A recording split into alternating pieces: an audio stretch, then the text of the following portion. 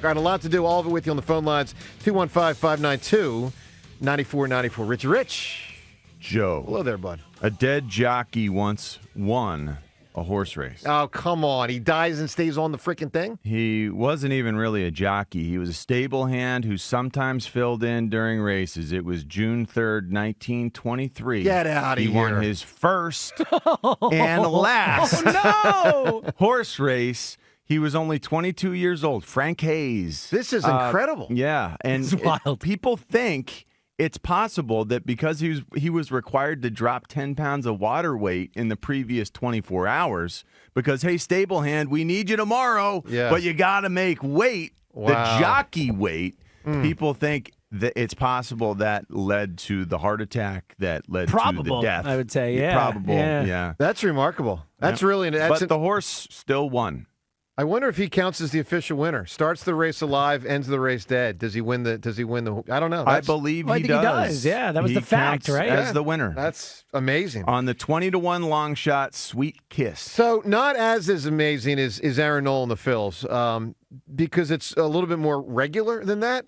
But man, props to this dude.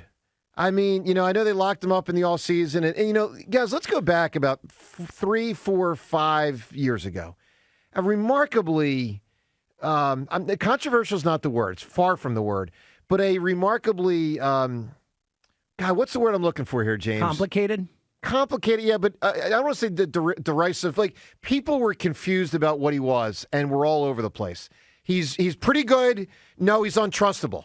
He's actually really good.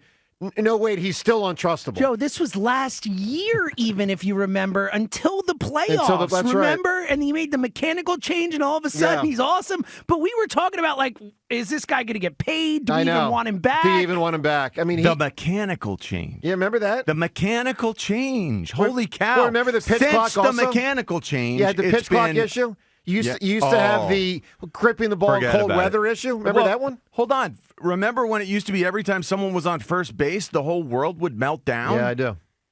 I mean, this is recent stuff. Yeah, he's great. So obviously another win for the Phillies yesterday. You want to comment on that win? And how about Alec Boehm getting hit again? I know. How about 2 runs, the first 2 runs of the game, coming in because the bases were full and guys got walked or hit? Yeah. How about this? Alec Boehm is the first player in franchise history to get 3 RBI in a season from being hit by a pitch. Wow. Isn't that wild? He's big. He's been taking one for the team. Yeah, that's part of it. He kind of smirked that one off yesterday. That one didn't look like it hurt as much. It wasn't as bad as Monday. the finger rake. Monday. That was That was horrendous scary. looking. That could have knocked him out a month. All right, so look, all the calls on yesterday's Phillies game and a spectacular start to the season. And again, Aaron Nola. I mean, this dude certainly deserves props today. He was, there's some athletes that get dragged through the mud, sometimes deserve, sometimes not. Obviously, Donovan was, Iguodala was, Carson was, Jalen is a little bit right now. I mean, we know the names through the years. Nola was in that list, not as discussed as, Donovan or Andy Reid, but I mean, people were all over the place on him.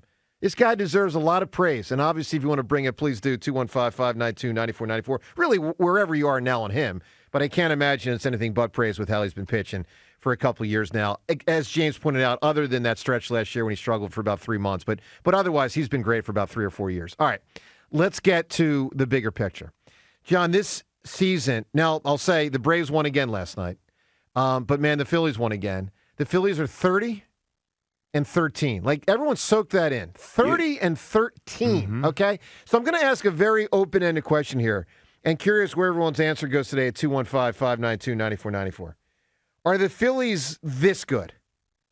Like, are they actually this great, or are they playing a little above their head right now in the midst of a spectacular first month and a half, but they're not really all that in a bag of chips? John, where are you on this squad?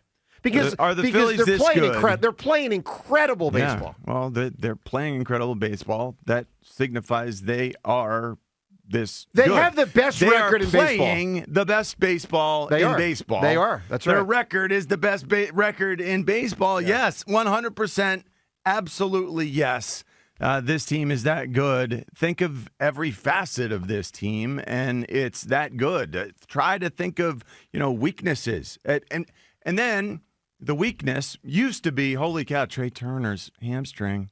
Guys are going down. This team's going to struggle. And then they win with guys hurt. They barely lost without him. Guys pick it up. Other guys pull more weight when other guys go down. The hallmark of great teams. Your record says you're 30-13. You're 30-13. You're the best. You think they're actually the best team in baseball? Yes. Yes, by the way. Yes. How else can you prove it? Well, listen, other than your record. And I do believe we feel the difference this year. Well, come on. Sure. With this team, I think the city's a happier place because the team's this good. Right now, we're on pace to win 113 games. Yeah.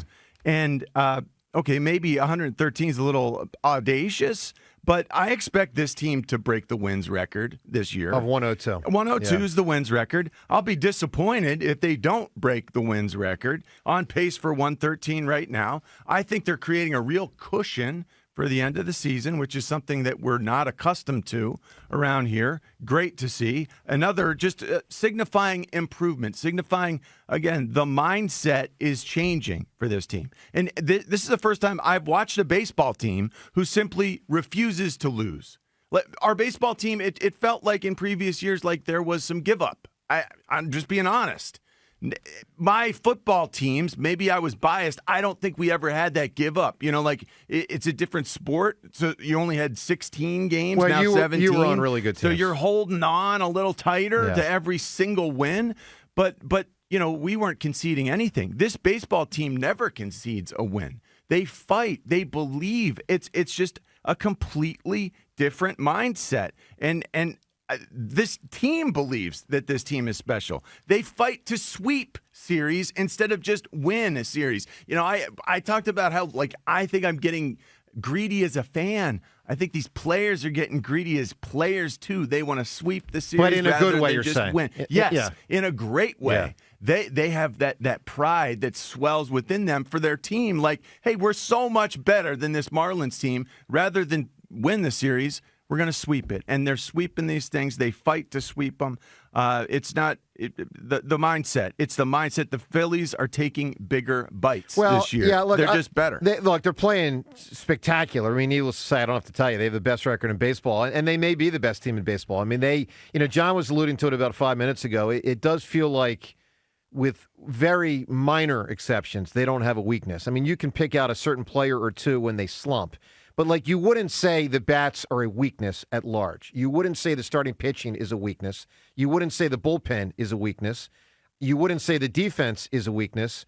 And I don't think you'd say the base running is a weakness. So if you take those 5 components of Major League Baseball, they don't have a weakness. Now, Schwarber's going to go in his funks. Castellanos going to go in his funks. Obviously, right now, Brandon Marsh is in one of his funks. I mean, those things are going to happen. But, they are a very complete team. So let's start with that reality. Now, I will say this. Do I think they're, this good? No, I don't expect them to win 113. I don't expect them to win 106. I mean, first off, know this. At 113, John, you alluded to it earlier, they obviously have a legitimate chance, a great chance, to break the franchise record of 102 regular season wins in 1 year. They actually now, as they're past the quarter way point of the season, I mean, you can actually start, and it's ridiculous, but I'll say it, dreaming the dream and dancing the dance. Are you? I mean, the all-time record is 116 in baseball history. James, they're only 3 games off the pace. I know. This thing's been played since the Civil War, all right? They've been taking an accounting of it since sometime in the 1880s, early 1870s. 1881 or whatever something like the hell that, it was, all right? So, they're only 3 games off the pace of the best record in baseball history. So do I think they're all of that? No. Now, they're a lot. I mean, they're incredible. I was thinking earlier, what has changed that has made them better? I think the main thing is Ranger. I mean, you take a third pitcher who has become a legitimate Cy Young Award candidate. I think that's the main thing that's changed. I think the next thing that's changed is the 5th starter, which for most of the year was Spencer Turnbull, gave them preposterous production, where that used to be Vince Velasquez or any number of other, just pick a guy. like that's ridiculous production out of a fifth starter. I think the other thing but hold on, it's like ridiculous production from everyone who starts. But I expect it from Nola and Wheeler. What Ranger's doing is beyond the norm. What Turnbull did is ridiculously beyond the norm. I mean, he's not supposed to do that. Yeah. I also look at Trey Turner. Now, I know he got injured about a week and a half ago, but his first month was very similar to his last 2 months. Meaning what he gave the Phillies for 4 months last year, April, May, June, July, huge difference from what he gave the Phillies this year. That's a big upgrade. You got 3 different dudes in the bullpen, full faith and credit in. Full faith. Alvarado, Strom, Hoffman, phenomenal. Phenomenal. Now, I know it gets a little shaky after that, and we're all kind of frustrated with Sir Anthony. But, I mean, I don't know in my lifetime if I have felt that confident with 3 dudes. That's unbelievable. You didn't name Kerkering. I wouldn't put him there yet. He's a live arm. I think Kerkering those three are above. Totally above. Yeah, those 3 are, to your point, Joe, I don't, to your point, ever remember having 3 receivers three relievers at that level for the Phillies. But Kerkering, they use him upside, in high leverage situations with those guys. But he hasn't been as productive yet as this. I mean, those 3, let me put it this way. Now, Alvarado's not going to make the All-Star team because he got that one bum outing, inflated his ERA, and it's going to affect his ERA the whole year. He's not going to make the All-Star team. But other than that one outing, you can make the case all 3 of those guys can make the All-Star team.